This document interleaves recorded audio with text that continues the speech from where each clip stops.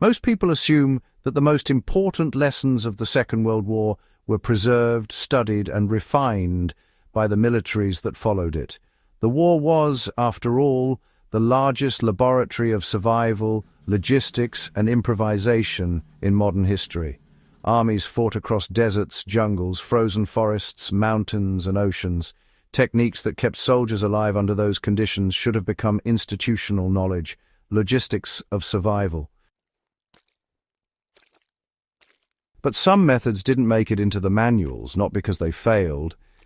In several cases, they worked remarkably well, so well that they solved problems modern soldiers still struggle with today. Yet they slowly vanished from training doctrine after the war, replaced by equipment-heavy solutions that assumed reliable supply lines and modern materials. One of the most interesting examples is what some veterans informally called the rope trick. It was a deceptively simple field technique used by soldiers, scouts, resistance fighters, and long-range patrol units across multiple theaters of World War II. It required almost no equipment. A length of rope or cord, something every soldier carried, was enough.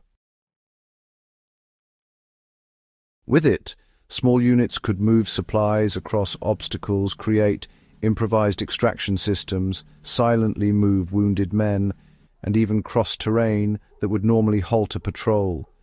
In environments where vehicles could not operate and resupply was uncertain, that rope often determined whether a patrol returned home or disappeared into the terrain. Today, the technique is rarely mentioned in modern manuals, even though its logic still applies anywhere equipment fails and survival depends on ingenuity. Understanding why this method worked, and why it was later forgotten, reveals something important about how armies learn and sometimes, unlearn the lessons of war. In the field, a simple rope often solved problems that technology just could not. During World War II, small units frequently operated far beyond reliable logistical support. Reconnaissance teams, resistance fighters, commando patrols, and forward observers were expected to move quietly and independently through difficult terrain. In those conditions, every item carried had to serve, multiple purposes. Rope was one of the most versatile tools available. Standard issue cordage appeared in many forms: parachute suspension lines, signal wire, climbing rope, mule rigging line, or even field telephone cable. Soldiers quickly discovered that a rope could substitute for equipment they simply didn't have. One common technique involved remote hauling systems built with nothing more than rope and terrain. A patrol encountering a steep ravine or cliff face could anchor a rope to a tree or rock above, drop the line down, and then haul equipment or wounded personnel up or across using body weight and friction. The key insight wasn't the rope itself, it was how soldiers used terrain to multiply human strength. A rope looped over a tree limb, rock edge, or improvised wooden pulley could create a crude but effective hauling system. Two soldiers pulling downward could lift another man upward with far less effort than direct lifting. The same principle allowed teams to move ammunition crates, radio sets, or mortar rounds up slopes that would otherwise require several men carrying them individually. This was especially important for units carrying heavy radio equipment, which was critical for coordinating artillery and air support.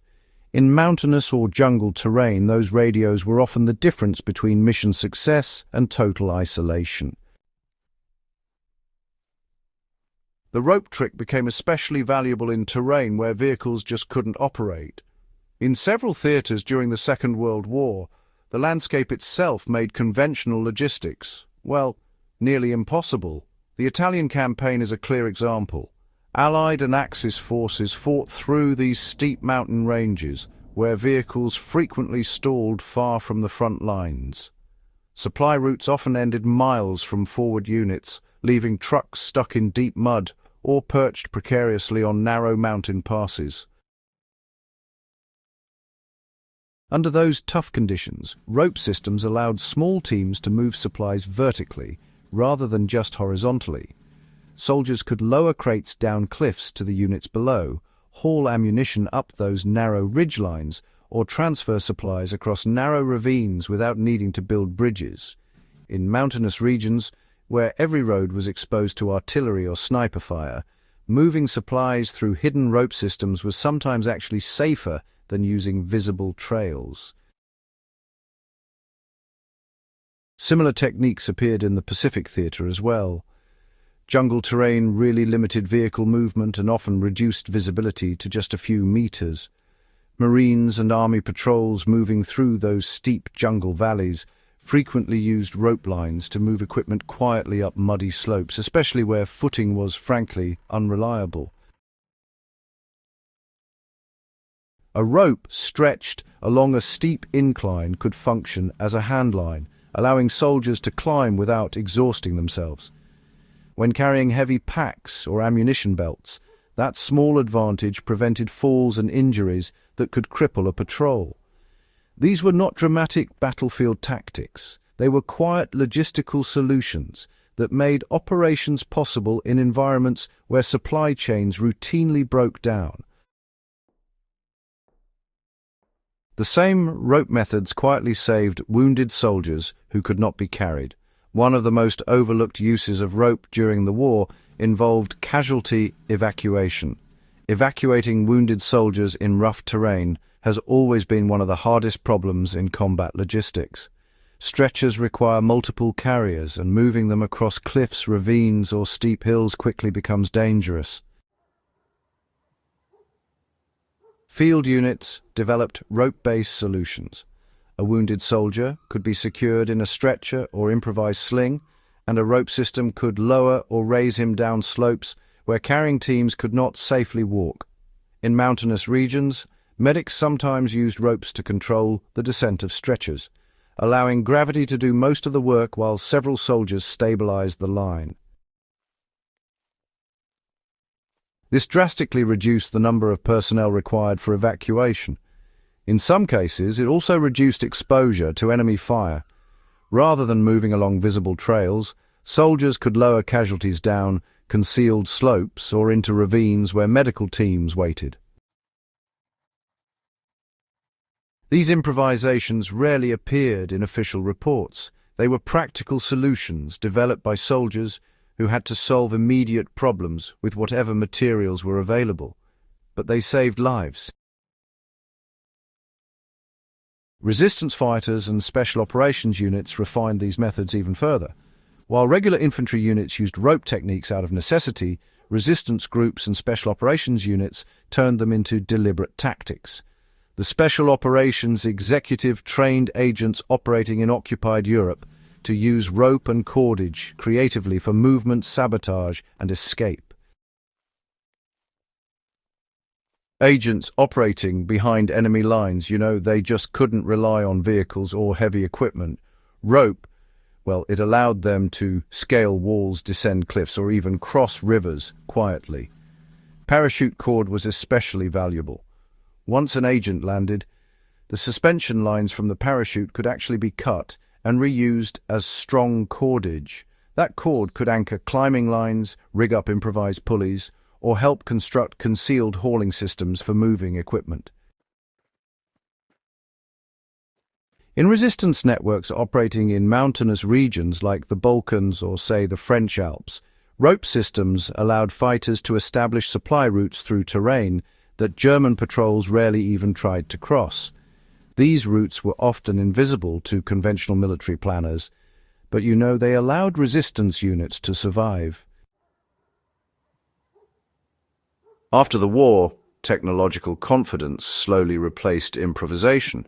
Given how effective these techniques were, it might seem a bit surprising that they gradually disappeared from military training manuals. The reason wasn't that the methods stopped working. Instead, the post-war military environment just changed dramatically. Armies increasingly relied on helicopters, mechanized transport, engineered climbing gear, and specialized evacuation equipment. Dedicated mountaineering units developed sophisticated rope systems using pulleys, carabiners, and harnesses far beyond what World War II soldiers had improvised.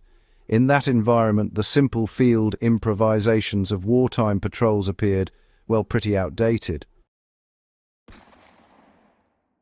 Training doctrine began emphasizing standardized equipment and formal procedures rather than improvised methods built around whatever rope happened to be available. The unintended consequence was that the mindset of improvisation gradually faded from many manuals. Soldiers still trained with rope, but usually in specialized contexts like mountaineering or rescue operations. The broader lesson that ordinary cordage could solve logistical problems in almost any terrain became, honestly, less emphasized. Yet the environments that created these problems have never disappeared. Modern conflicts continue to occur in places where logistics break down. Mountain warfare, jungle operations, disaster zones, and remote patrol areas still create the same basic challenges faced during World War II. Roads disappear, vehicles fail, equipment breaks, helicopters cannot always fly. In those situations, the old rope methods still work. A simple rope remains one of the most versatile survival tools ever carried by soldiers, explorers, or rescue teams. It can create hauling systems, stabilize movement across steep terrain, evacuate casualties, and move supplies when nothing else functions. The principle that World War II soldiers learned was straightforward. Terrain itself can be used as a tool if you know how to work with it. That insight mattered more than any particular knot or configuration. Remembering small wartime innovations helps us understand how people actually survived. World War II history is often told through major battles, famous generals, and sweeping strategic decisions. Those stories matter, of course, but they rarely capture the quieter innovations that allowed ordinary soldiers to endure extreme conditions. A rope tied to a tree branch does not look like military history. Yet thousands of patrols relied on exactly that kind of solution to move equipment, rescue wounded comrades, and navigate terrain that maps could barely describe. These small techniques rarely made headlines, and honestly, many were never formally documented. They existed in the shared knowledge of soldiers who passed them along in the field. When the war ended and militaries modernized, some of those lessons quietly disappeared. But understanding them reminds us that survival in war often depends less on advanced technology than on adaptability, resourcefulness, and a willingness to solve problems with whatever tools are available. And sometimes all that tool was a rope.